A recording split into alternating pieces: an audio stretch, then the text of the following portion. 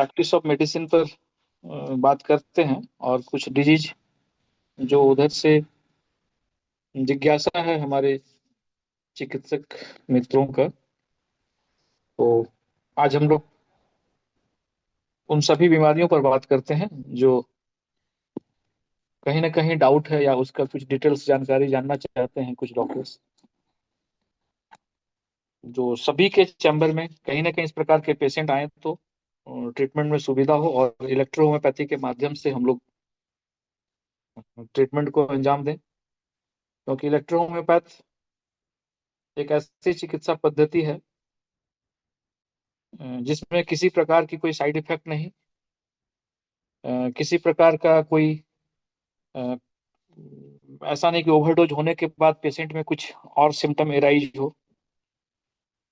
जहां तक फायदा ही करेगा, नुकसान नहीं करेगा। तो हम लोग हर एक एक्यूट या क्रॉनिक केस में इलेक्ट्रोपैथ का सहारा ले सकते हैं या इलेक्ट्रोपैथ से ट्रीटमेंट कर सकते हैं। जो आज के समय में, अभी के समय में इलेक्ट्रोपैथ की मांग बहुत ज्यादा है और ऐसे केस जो काफी दिनों से अलग अलग मेडिकल साइंस में अपना ट्रीटमेंट ले रहे हैं, लेकिन पूरी तरह से रिजल्ट ना मिलने के कारण कहीं ना कहीं वो भी एक ऐसा मेडिकल साइंस का सहारा लेना चाहते हैं जहां किसी प्रकार की कोई प्रॉब्लम या साइड इफेक्ट ना हो। साइड इफेक्ट से लोग डरे हुए हैं अभी के समय में।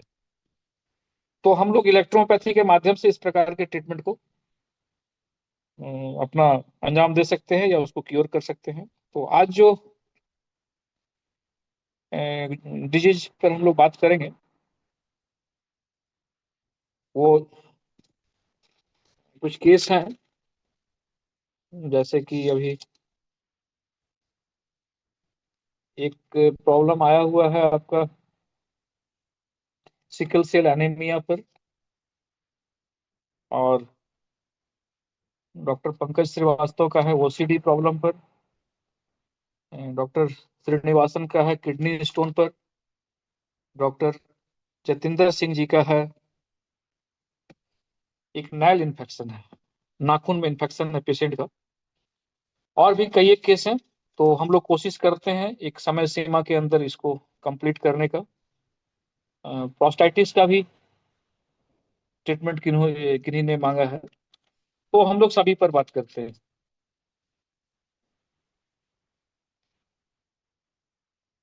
सबसे पहले हम लोग आज किडनी स्टोन पर बात करते हैं, क्योंकि अभी किडनी स्टोन के जो पेशेंट हैं वो कह सकते हैं विश्वव्यापी बहुत ज्यादा किडनी स्टोन, जीबी स्टोन, इसके पेशेंट बहुत ज्यादा अभी रन कर रहे हैं।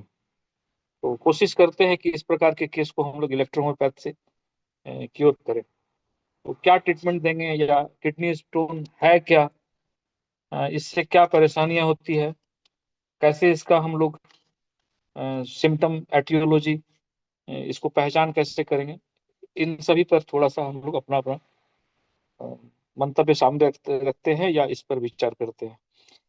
तो किडनी स्टोन को हम लोग गुर्दे की पथरी भी कह सकते हैं, और एक्चुअली इसमें किडनी में खनिज और लवण का कह सकते हैं एक प्रकार से कॉम्पोजिशन, जमा हो जाना जो पीठ और पेट में अत्यधिक दर्द, भारीपन, पेशाब में जलन, कभी कभी पेशाब के साथ खून का भी आना, इस प्रकार के लक्षण देखने को मिलते हैं। इसका मुख्य कारण है कम पानी पीना, जरूरत से ज्यादा पानी कम पीना, जितना प्यास लगा है उस हिसाब से पानी ना लेना, या दिन भर में जो शरीर के वजन के हिसाब से पानी का जो मानक मात्रा है उससे कम लेना, अधिक नमक का या प्रोटीन का सेवन करना। कभी कभी ये हेरिडिटिकल भी होता है, कुछ केस में देखा गया है हेरिडिटिकल कैरेक्टर भी इसमें आते हैं कि भाई पेरेंट्स को था तो बच्चे में भी देखने को मिल रहा है। लेकिन अधिकतर आजकल बहुत सारे पेशेंट में देखा जाता है उनका रहन सहन, लाइफ स्टाइल, पानी की कमी, नमक, तेल, मसाला, ये सब का ज्यादा यूज करते हैं, रिफाइन वगैरह, तो इस प्रकार के सिम्टम आ रहे हैं। हम लोग, इसके नॉर्मल ट्रीटमेंट में पानी की मात्रा डेली 3 से 4 लीटर कम से कम, और कह सकते हैं 20 किलो अगर वजन है किसी का तो 1 लीटर पानी जरूर पिए। तो 40 लीटर वाले को 40 किलो वाले को कम से कम 2 लीटर पानी पीना अनिवार्य है। अगर किन्हीं का 60 किलो वजन है तो कम से कम 3 लीटर, 50 से 60 के अंदर है तो 2.5 से 3 लीटर पानी डेली चाहिए शरीर को। तो इस प्रकार के जो जमावट वाले या जमाव कठोर जमाव वाले जो परेशानियां हैं, जो किडनी स्टोन के रूप में सामने आते हैं या और भी किसी प्रकार के ब्लॉकेज को वो बनाते हैं, वो नहीं होंगे और पेशेंट स्वस्थ रहेगा। इसलिए अगर प्रॉपरली अगर पानी को पर्याप्त मात्रा में हम लोग लें डेली, तो इससे बहुत सारा ट्रीटमेंट स्वतः हो जाता है। कम सोडियम वाले डाइट लें और आवश्यकता के अनुसार अम, ऐसे अभी होता क्या है, एडवांस पैथी में जाने के बाद लेजर थेरेपी या सर्जरी, लिथोट्रिप्सी, इस प्रकार के बहुत सारे ट्रीटमेंट लेना शुरू करते हैं, जो कहीं ना कहीं इलेक्ट्रो होम्योपैथ में इसकी आवश्यकता नहीं पड़ती है। 28 mm तक का किडनी स्टोन इलेक्ट्रो होम्योपैथी के मेडिसिन से डिजॉल्व किया गया है, उसका डायग्नोस्टिक लैब रिपोर्ट भी मेरे पास है। तो हम लोग किसी भी प्रकार के किडनी स्टोन को मेडिसिन के माध्यम से क्योर कर सकते हैं इलेक्ट्रो होम्योपैथ से। तो किडनी स्टोन के जो मुख्य पहलू हैं, थोड़ा हम लोग इस पर भी बात कर लेते हैं डिटेल्स में। इसमें सिम्टम, क्या लक्षण आएगा किडनी स्टोन वाले का?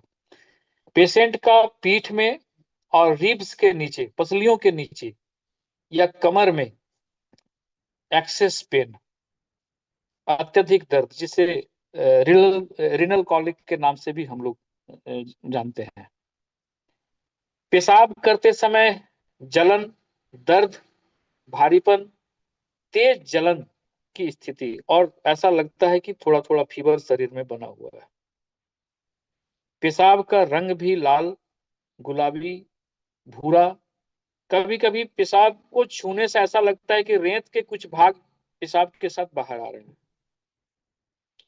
बार बार पेशाब का आना या रुक रुक कर पेशाब का आना, ड्रॉपलेट के हिसाब से बूंद बूंद करके पेशाब का आना, ये भी इसका एक मुख्य सिम्टम माना जाता है।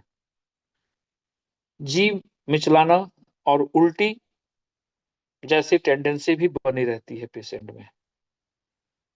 इन्फेक्शन अगर पूरी तरह से पुराना हो चुका है तो पेशेंट में फीवर या पेशाब करते समय शरीर में एक प्रकार के कंपन और ठंड लगने की अनुभूति भी होती है।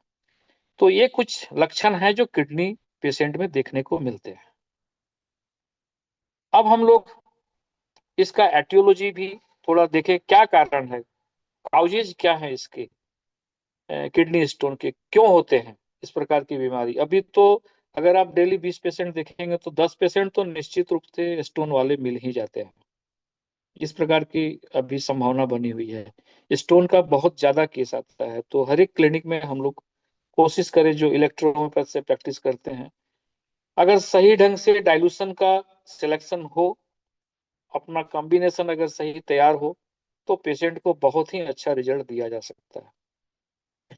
तो एटियोलॉजी में हम लोग सीधा सीधी आप एक चीज जान लीजिए कि अगर पानी की कमी है, पर्याप्त पानी अगर कोई नहीं पी रहा है, तो डिहाइड्रेशन होगा शरीर में, और डिहाइड्रेशन होने के वजह से यूरिन गाढ़ा होगा, जो बाद में क्रिस्टल बनते हैं और स्टोन का निर्माण हो सकता है।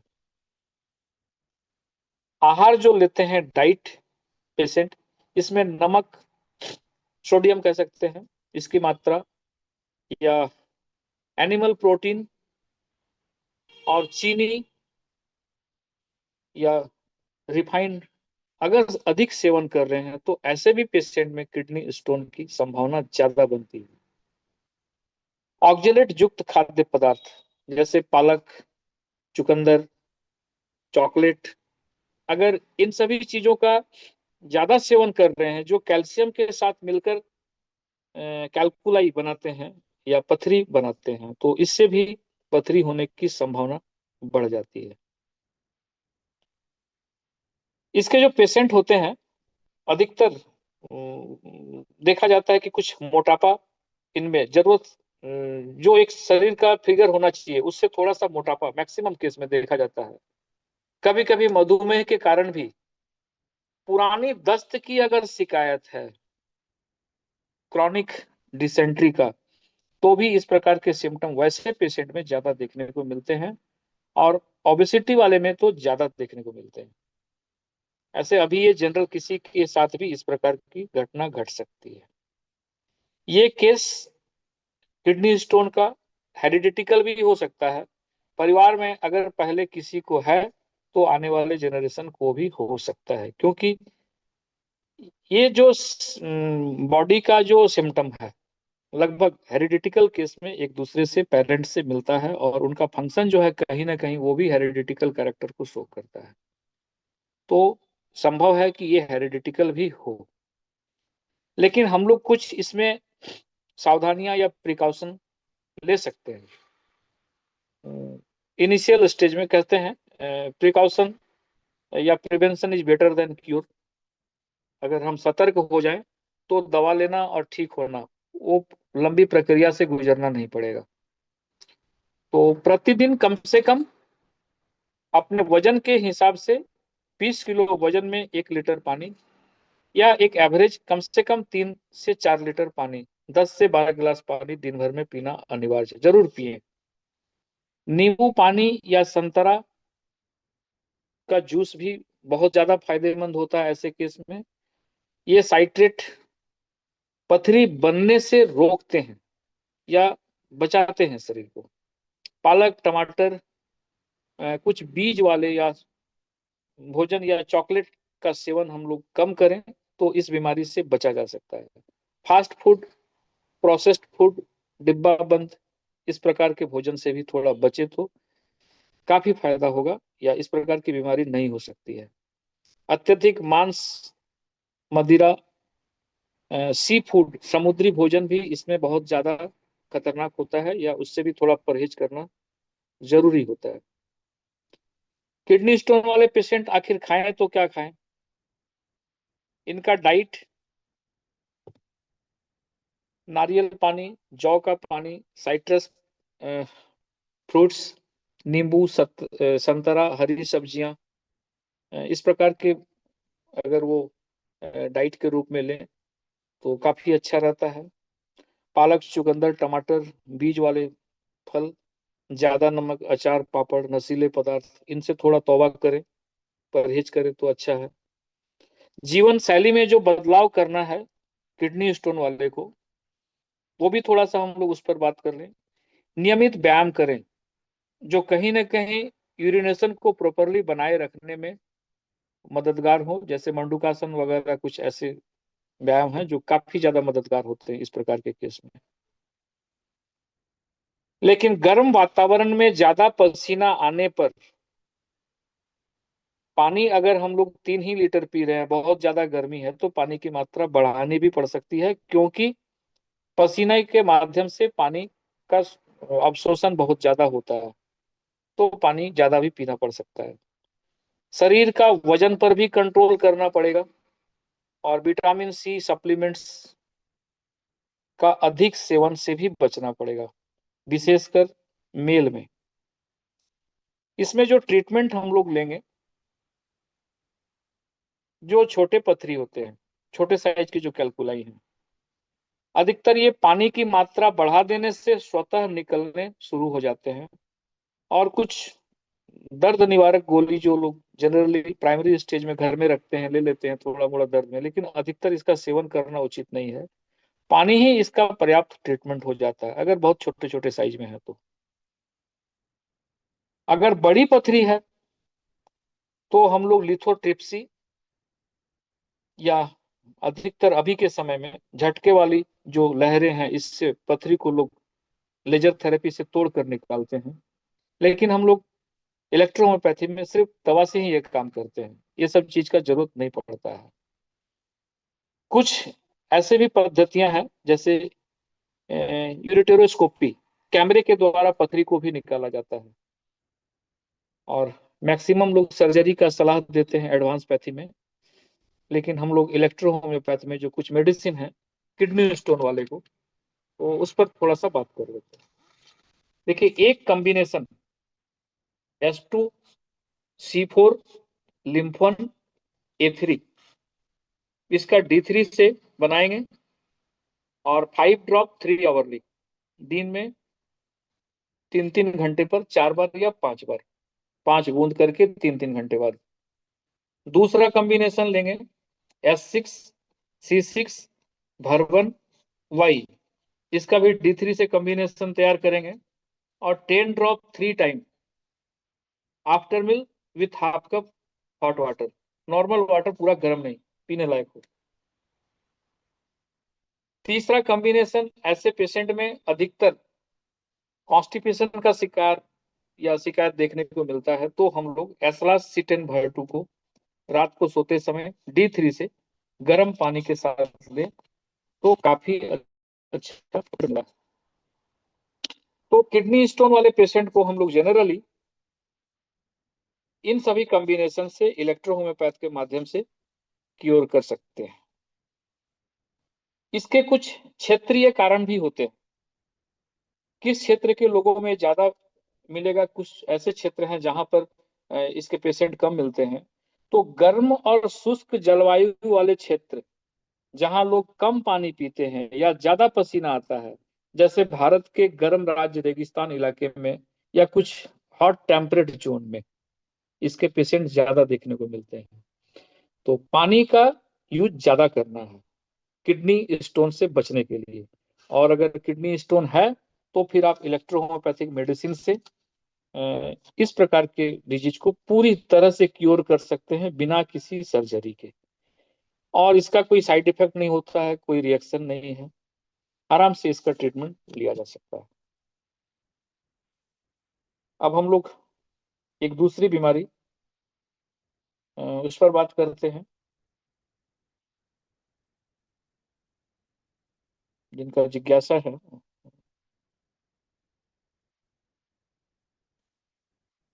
डॉक्टर पंकज श्रीवास्तव जी का ओसीडी पर।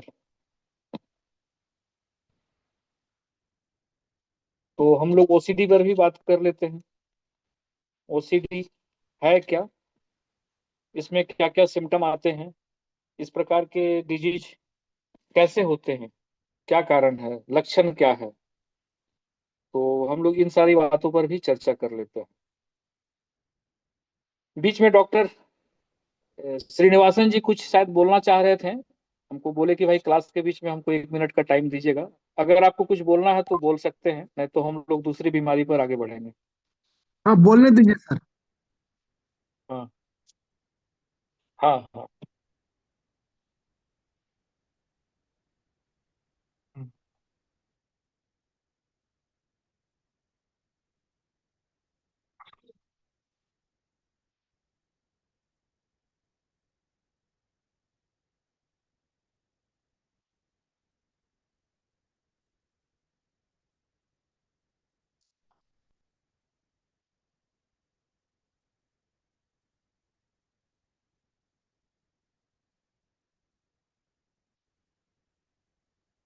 ठीक। पंकज श्रीवास्तव जी का जो क्वेश्चन है, एक मेल पेशेंट है 32 ईयर्स के, कोविड के बाद इनमें ओसीडी का कुछ सिम्टम आ गया। ये बार बार पेशेंट हाथ धोता है, और 1 महीने में 3 लीटर से ज्यादा सैनिटाइजर का यूज कर लेता है, और कम से कम 3 साबुन हाथ धोने में खर्च करता है। पूरी तरह से मनोरोगी, ओसीडी, ऑब्सेसिव कंपल्सिव डिसऑर्डर। ये क्यों होता है, कैसे होता है, क्या ट्रीटमेंट देंगे इलेक्ट्रोपैथ में, तो हम लोग थोड़ा इस पर बात करें, विशेष वार्ता करें इस पर हम लोग। ओसीडी एक मानसिक स्वास्थ्य की स्थिति है, जिसे हिंदी में मनोग्रसित बाध्यता विकार या वहम की बीमारी कह सकते हैं। बांग्ला में इसे सूची बाया बोलते हैं। बोला जाता है कि एक ही काम को बार बार करता है, या कह सकते हैं हम लोग नॉर्मल में अपना प्रैक्टिस के क्षेत्र में ओसीडी के पेशेंट हैं। इसमें व्यक्ति को एक ही तरह के अनचाहे विचार बार बार आते हैं, ऑब्सेशंस कई एक बार रिपीट होते हैं। वो अगर घर से किसी काम को करने के लिए निकले हैं तो अगर ताला मारे हैं तो बार बार घूम के जाएंगे और देख के आएंगे ताला मारे हैं कि नहीं मारे हैं। कुछ दूर जाने के बाद भी सोचते हैं पता नहीं मेरा ताला खुला तो नहीं रह गया है, फिर घूम करके आएंगे। तो इस प्रकार के सिम्टम पेशेंट में मिलते हैं, या उन विचारों के कारण वह एक ही काम को बार बार रिपीट करता है। इसे कंपल्सन कह सकते हैं। यहाँ जो ओसीडी के लक्षण, इसके जो कारण, इसका उपचार, सावधानियां, इन सभी बिंदुओं पर हम लोग बात करेंगे। ओसीडी के लक्षणों को हम लोग जनरली दो भागों में बांट सकते हैं, एक ऑब्सेशंस और दूसरा कंपल्सन्स। इस प्रकार के पेशेंट आप प्रायः देखेंगे बहुत जगह, आप जहां रहते हैं उनके आपके इर्द गिर्द सराउंडिंग देखने को मिलेंगे। कई एक पेशेंट को इस प्रकार जो मरीज होते हैं ओसीडी के, वो अपनी बुद्धिमत्ता के कारण या दिमागी सोच के कारण कभी कभी कुछ अजीब सा हरकत भी कर बैठते हैं। हमारे बगल के एक पड़ोसी को हम देखा इस प्रकार का, वो मरीज थे पहले, अभी ठीक है। तो अगर सड़क में जा रहे हैं, नीचे अगर मिट्टी है या कुछ भी है, पैर पड़ गया, तो फिर घूम करके आएंगे। अब वो वहां उसका एनालिसिस करेंगे, ये है क्या, मेरे पैर में दब गया, फिर वो हाथ से उठाएंगे। तो वहां भी कंफ्यूजन होता है। फिर नाक में सटाएंगे कि इसका गंध क्या आ रहा है। तो इतना गंदा हरकत करते हैं इस प्रकार के पेशेंट, और उनको अपने आप में भरोसा नहीं रहता है, कॉन्फिडेंस की कमी हो जाती है। तो जो ऑब्सेशंस, अनचाहे विचार आते हैं रोगी में, मनोग्रस्तता हम लोग इससे कह सकते हैं। इसमें कीटाणुओं का डर समा जाता है। जो थोड़ा समझदार पेशेंट है कि अरे कुछ कीटाणु पानी के साथ आ गए, भोजन के साथ आ गए, या हम बाहर कुछ जगह पर ऐसे खुले जगह पर खाना खा रहे हैं, कुछ भी कर रहे हैं, तो जरूर आ गए होंगे। या कुछ गंदगी का संक्रमण का अत्यधिक डर बैठ जाता है इनके मन में। ये अपने आप में इतना साफ सुथरा रहना चाहते हैं बीमारी के कारण, लेकिन गंदगी का हमेशा एक आक्रमण इनके मन में वो घर बना लेता है। इनके अंदर संदेह बहुत ज्यादा होती है,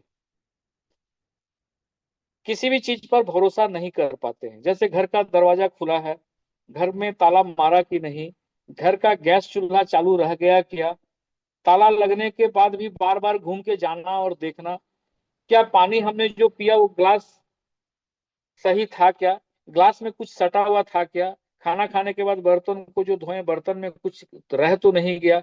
इस प्रकार के बार बार वो संदेह के घेरे में अपने आप को जकड़े पाते हैं, जो कहीं ना कहीं इनके लिए एक नुकसानदायक स्थिति पैदा करती है।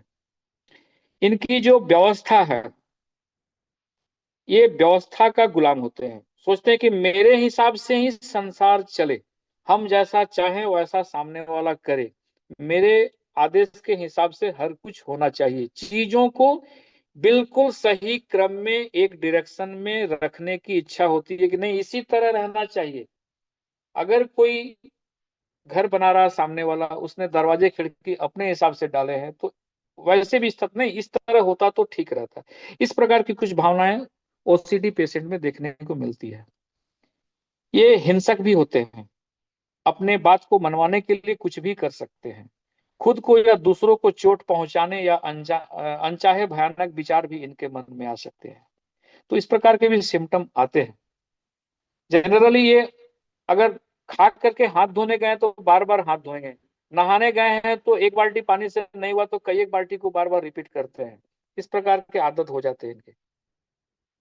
इनमें जो बाध्यता, कंपल्सन्स हैं, मतलब किसी काम को बार बार दोहराना, बार बार रिपीट करना, री अगेन। तो बार बार हाथ धोना, जैसे घंटों तक हाथ धोना या हाथ की सफाई करना। फिर जांचना, चेक करना, ताला, गैस, स्विच, बिजली का स्विच बंद है कि नहीं, मेन स्विच बंद है कि नहीं, गाड़ी का चाबी हम सही ढंग से उसको बंद किए कि नहीं, हैंडल लॉक है, या बार बार रीचेक करना, क्रॉस चेकिंग करने की आदत। कहीं ना कहीं आत्मविश्वास में कमी। चीजों को एक खास संख्या में गिनना, किसी भी चीज को काउंटिंग, कहीं बैठे हैं सामने क्या है नहीं है, अपने मन में नहीं, इसे काउंट करते हैं। इस प्रकार के पेशेंट कुछ खास शब्दों को मन में बार बार दोहराते हैं कि मन की शांति कैसे हो, अपने आप को शांति या अस्थिर करने के लिए तरह तरह के क्रियाकलाप को दोहराते हैं। तो ये कुछ लक्षण देखने को मिलते हैं। ऐसे पेशेंट का एटियोलॉजी या इस प्रकार के सिम्टम का कारण क्या है, ओसीडी प्रॉब्लम का काउजेज क्या है। देखिए, ओसीडी का अभी तक कोई सटीक या स्पष्ट कारण, स्पष्ट तथ्य इस पर नहीं आ पाया है, लेकिन कुछ ऐसे फैक्टर हैं जो इसके लिए रिस्पॉन्सिबल हैं। मस्तिष्क की कार्य प्रणाली, या कह सकते हैं ब्रेन में सेरोटिन नामक न्यूरोट्रांसमीटर का इम्बैलेंस होना, आनुवंशिकता या जेनेटिक प्रॉब्लम भी इसके मुख्य कारक में एक हो सकते हैं। परिवार में किसी को पहले से अगर ओसीडी का खतरा है तो बच्चों में भी होने की संभावना होती है।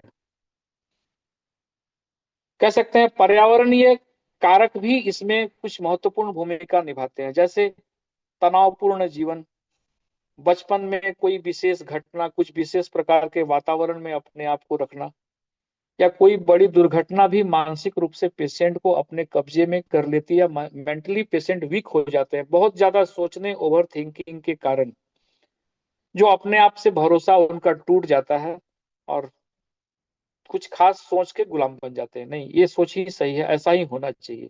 एक प्रकार से पागलपन की स्थिति हम लोग इसको मान सकते हैं, लेकिन वैसा पागलपन नहीं जो अपने आप में ना रहे। अपने आप में रहते हैं, घर के काम भी करते हैं, अपने बच्चे भी देखभाल करते हैं, अपने काम भी करते हैं, लेकिन इस प्रकार के सिम्टम आते जाते रहते हैं। इसका जो ट्रीटमेंट हम लोग, ओसीडी का इलाज, अ, देखिए इसमें हम लोग ओसीडी को, ओवर थिंकिंग को कैसे कंट्रोल करें, इस पर विचार करना पड़ेगा। सीबीटी या ईआरपी, इसके जो थेरेपी है, कॉग्निटिव बिहेवियरल थेरेपी, यह सबसे प्रभावी तरीका होता है।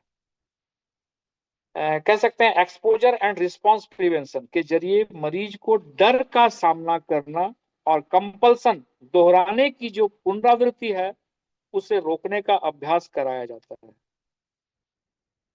ईआरपी के द्वारा। इसमें कुछ मेडिसिन भी मनोचिकित्सक चलाते हैं, सेरोटोनिन रिपटेक या इनहिबिटर्स जैसी दवाएं लिखते हैं एडवांस पैथी में, लेकिन हम लोग इलेक्ट्रोपैथ में अपने मेडिसिन को चलाएंगे। पेशेंट का जीवन शैली में बदलाव भी जरूरी होता है। पेशेंट को कम से कम योगा अभ्यास, तनाव मुक्त जीवन, खुले वातावरण में रहना, अपने मित्र या कुछ घरेलू मेंबर के साथ खुल करके बातें करना, और घर वाले थोड़ा उनका परित्याग ना करें, उनकी कमजोरी पर मजाक ना उड़ाएं, उनको, उनकी हरकतों को देखें और फिर उन्हें प्यार से समझाएं कि आप जो ये कर रहे हैं, ये मजाक का पात्र आप बन रहे हैं। इस प्रकार के गंदे हरकत करेंगे तो लोग क्या सोचेंगे, आप किसी चीज को बार बार रिपीट कर रहे हैं।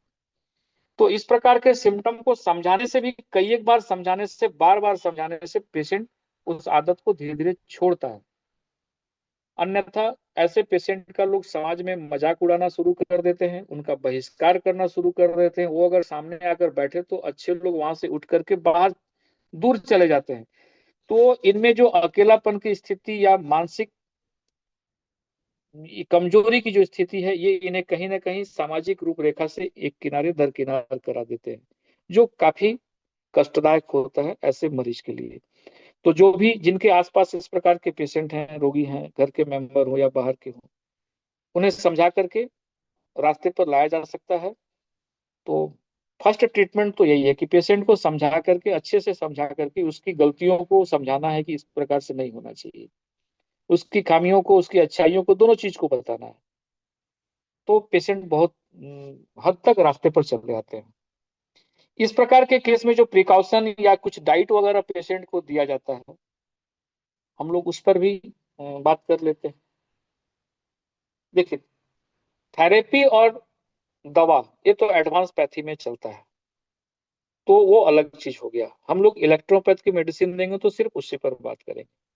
साथ ही साथ पेशेंट को कुछ कैफीन, चाय, कॉफी, कोला, कैफीन युक्त ड्रिंक्स, अल्कोहल स्मोकिंग, मांस मदिरा, ये सब का ज्यादा सेवन करना कहीं ना कहीं पेशेंट में ये एग्रावेशन फैलाते हैं, चिंता बढ़ा देते हैं, गैस ज्यादा बनाते हैं, नेगेटिविटी को ज्यादा बनाते हैं। जब किसी प्रकार के hard food, junk food, oily food ज्यादा अगर लेंगे तो ये एक प्रकार से गैस ज्यादा बनाएंगे। गैस ज्यादा बनेगा तो पेशेंट में एग्रावेशन किसी भी बीमारी में ज्यादा होगा।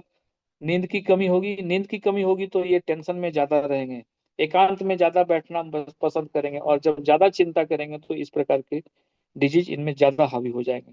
तो कोशिश करना है किसी भी प्रकार के गर्म या नशीले भोजन से, नशीले ड्रिंक से या धूम्रपान से पेशेंट को बचाया जाए। संतुलित आहार भी बहुत जरूरी होता है ऐसे पेशेंट में। पौष्टिक खाना खाना है, तनाव को कम करना है। कुछ ऐसे ओमेगा 3 फैटी एसिड, विटामिन युक्त भोजन अगर हो तो वो काफी मददगार होते हैं। खास करके नशे से तो पूरी तरह से पेशेंट को परहेज कर देना है। शराब, ड्रग्स, इस प्रकार जो भी एक्स्ट्रा उनके लिए हानिकारक है, उनसे परहेज करें तो काफी अच्छा होता है। हम लोग ऐसे पेशेंट में इलेक्ट्रो होम्योपैथ का जो ट्रीटमेंट देंगे उस पर थोड़ा बात कर लेते हैं।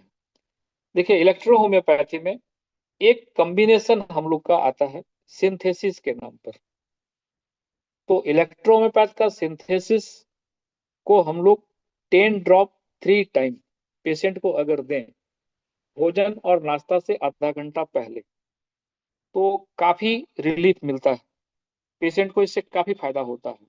और दूसरा एक कॉम्बिनेशन S5F1 भर 1 वाई का D3 और S5F1 भर 1 का 200 पोटेंसी से एक कॉम्बिनेशन तैयार कर लेना है, और भोजन और नाश्ता के पहले 10 बूंद करके 3 बार, कम से कम 10 मिनट पहले। ये काफी अच्छा रिजल्ट देता है इस प्रकार के केस में।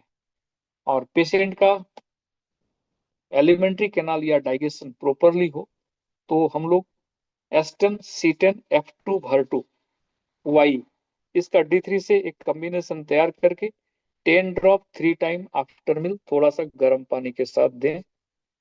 तो इस प्रकार के ओसीडी वाले पेशेंट को हम लोग पूरी तरह से नॉर्मल लाइफ में ला सकते हैं। प्लस साथ ही साथ कुछ दैनिक दिनचर्या, खान पान में कुछ सुधार, पेशेंट का वातावरण, रहन सहन का स्तर, इन सभी बातों पर कुछ विशेष ध्यान देना पड़ेगा। तो बहुत जल्द इस प्रकार के पेशेंट रिकवर हो जाते हैं। इनको हे दृष्टि से या गिरे हुए दृष्टि से नहीं देखना है, समाज में इनको इज्जत मिले, इस प्रकार से अगर हम लोग सपोर्ट करें ऐसे केस को तो काफी ज्यादा अच्छा रिजल्ट मिलता है। हम लोग एक और बीमारी पर बात कर लेते हैं, अभी सर समय इसमें है 5 मिनट। सिंथेसिस कौन सा डाइल्यूशन देंगे? सिंथेसिस D3 में देंगे 10 drop 3 time before meal. S9 का 2। हाँ, कंपाउंड है ये। सिंथेसिस में इलेक्ट्रोहोम्योपैथी में जितने भी 1 लगे हुए मेडिसिन हैं सबको मिला दीजिए, सिंथेसिस बन गया।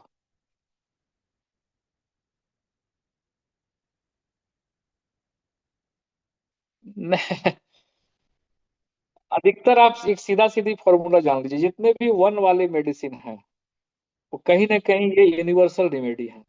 पूरे शरीर पर इनका जो काम करने का तरीका है वो अनोखा है। आप इसे मिला करके सिंथेसिस की संज्ञा दे सकते हैं।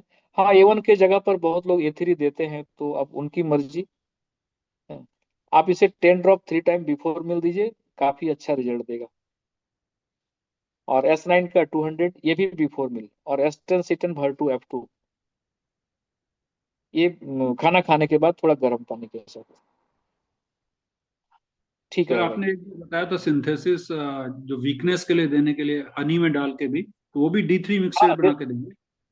और D3 में ही देंगे। सिंथेसिस ठीक है। का बहुत सारा काम है, ये जनरल विटामिन, जी। मानसिक शांति के लिए, या जो मेंटली एबनॉर्मल है पेशेंट, जिनमें हार्मोनल इम्बैलेंस की शिकायत है, वैसे पेशेंट जो ओल्ड एज में एल्जाइमर का शिकार हो जाते हैं, घर से निकले, घर के कोई बुजुर्ग घर से निकले कि चलो भाई बाहर जाते हैं, घूम आते हैं, वो बाहर से जब घूम के आएंगे तो अपना घर के बजाय दूसरे के पड़ोसी का दरवाजा खटखटाते नजर आते हैं।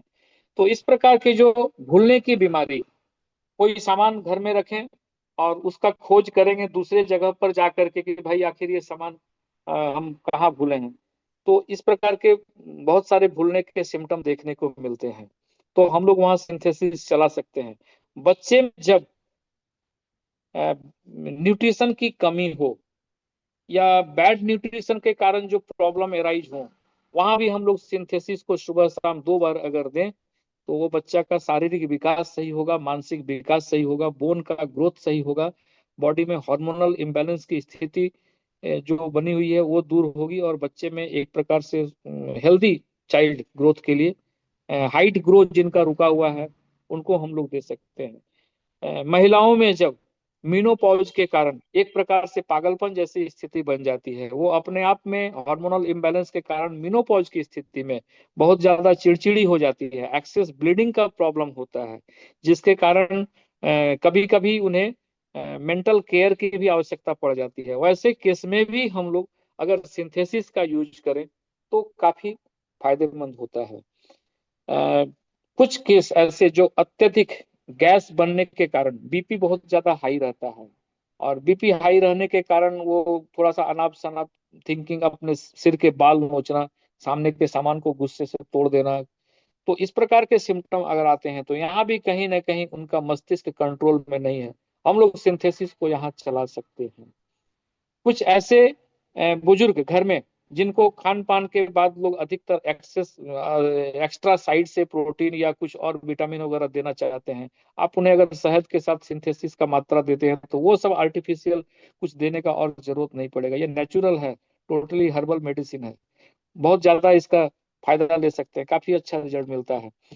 खास करके ओल्ड एज में जो बोन पेन की स्थिति होती है, हर बूढ़े बुजुर्ग को ऐसा लगता है कि थोड़ा मेरा पैर कोई रोज दबाए या थोड़ा सा सेवा शांति हो, तो सिंथेसिस में ऐसा है कॉम्बिनेशन की उनका शरीर का जो एक अंदरूनी दर्द है जो हमेशा उन्हें थोड़ा सा सेवा मांगता है, चाहिए कि भाई बुजुर्ग को थोड़ा सेवा कीजिए, वो देने से वो भी थोड़ा चंगे रहते हैं, उनमें भी एक स्फूर्ति बनी रहती है कि चलो हम भी फिट हैं, कोई किसी का सेवा शांति का जरूरत नहीं है।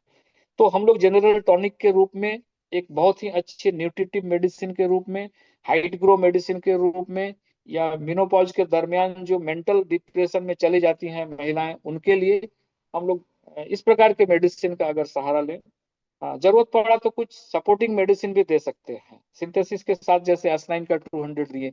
जितने भी नेगेटिविटी शरीर में बन रही है उसके दरमियान जो गैस बन रहे हैं, जो शरीर के मनोभाव को उदासीनता की ओर ले जा रहे हैं, हमेशा एकांतवास की जरूरत होती है, वैसे केस में एस 9 का 200 एक बहुत ही फायदेमंद दवा है, आप आजमा कर देख सकते हैं। वैसा पेशेंट जो डेली सुबह सुबह एक पेंटॉप या पेंटाप्रोजल या ये गैस की दवा लेते हैं, उन्हें आप अगर उसे बंद करके सुबह सुबह एस 9 का 200 दीजिए, वो दवा लेने का जरूरत नहीं पड़ेगा। वैसे पेशेंट जो रेगुलर बीपी की दवा खाते हैं उनका बीपी भी कांस्टेंट हो जाएगा, आप इलेक्ट्रोपैथ की मेडिसिन को चला